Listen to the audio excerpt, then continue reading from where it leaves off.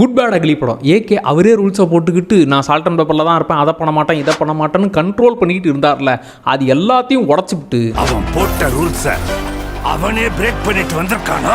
இறங்கி ஒரு வேலையை பார்த்தா ரிசல்ட் இதுதான் சார். மனுஷன் ரெட் டிராகனாவே மாறிட்டார்.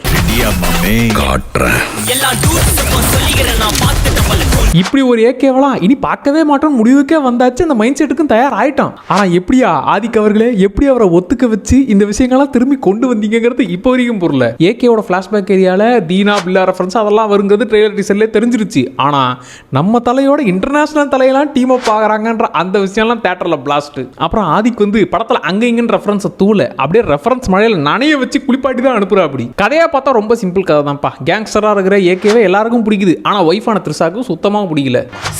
அதான் பிரச்சனையே.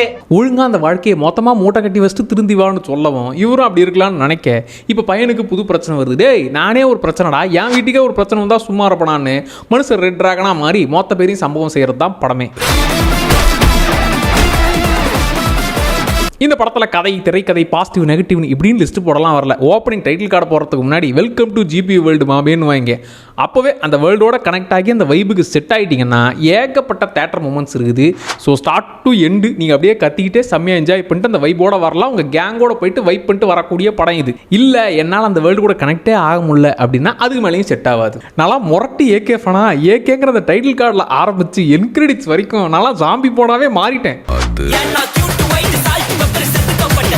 நார்மல் ஆடியன்ஸ்க்கு ஏகேவனுக்கு பிடிக்கும்பா, ஓகே இது ஒரு ஜாலியான மாஸ் மசாலா படங்கிற மாதிரி அவங்களும் என்ஜாய் பண்ணுவாங்க. இனி ஏகே இப்படிலாம் பண்ணுவாரான்னு சத்தியமா தெரியாது. அதனால இன்னும் 2-3 தடவை தேட்டரில் நல்லா என்ஜாய் பண்ணி விட்டு ஃபயர் விட்டுட்டு வந்துருங்கப்பா.